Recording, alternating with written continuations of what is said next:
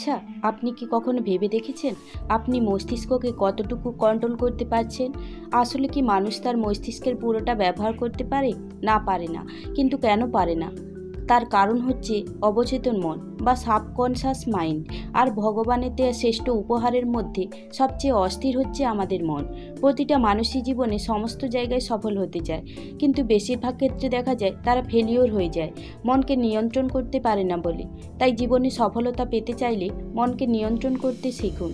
মনকে শান্ত রাখুন, তাহলে দেখবেন সফলতার সমস্ত দরজা আপনার জন্য খোলা। কারণ মন থেকে মানুষের ইচ্ছাশক্তি তৈরি হয়, আর ব্রেন পরিকল্পনা করে, ইচ্ছাশক্তি তা বাস্তবায়ন করে। এটা আমার জীবনের অভিজ্ঞতা থেকে বলছি।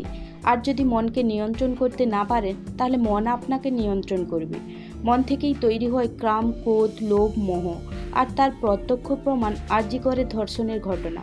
বিস্তারিত বলছি না, বাকিটা আপনারা সবাই জানেন। এরপর আসা যাক মূল বিষয়ে।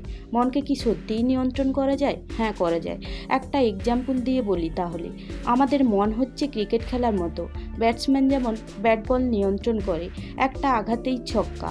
আর যদি ব্যাটসম্যান বলে আঘাত না করে, তাহলে বল কোথাও যাবে না, মাঠের মধ্যেই অবস্থান করবে। ঠিক তেমনি আমরা যদি মনকে ব্যাট হিসেবে চিন্তা করি আর বলকে আমাদের চারপাশে ঘটে যাওয়া ঘটনার সাথে তুলনা করি, তাহলে ব্যাটসম্যান যেমন বলকে নিয়ন্ত্রণ করে, ঠিক তেমনই আমাদের মন চিন্তাভাবনাগুলোকে নিয়ন্ত্রণ করে।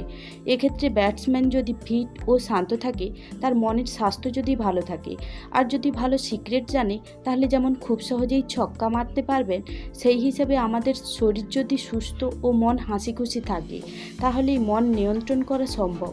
আর এই মন নিয়ন্ত্রণ করার জন্য আপনি মেডিটেশন করতে পারেন। মুনি ঋষিরা প্রায় করে থাকেন। মেডিটেশন করলে একাগ্রতা বাড়ে, মন শান্ত হয়, ক্রিয়েটিভিটি বাড়ে। মেডিটেশনের জন্য সমতল স্থানে বসুন, তারপর চোখ বন্ধ করে শ্বাস প্রশ্বাস ছাড়ুন। এইভাবে 2-3 মিনিট ধরে বসে থাকুন। এইভাবে 1 সপ্তাহ করতে থাকুন, দেখবেন মাথা থেকে সকল চিন্তা নিমেষেই দূর হয়ে যাবে। এইভাবে আপনার অবচেতন মন কন্ট্রোল করতে পারবেন।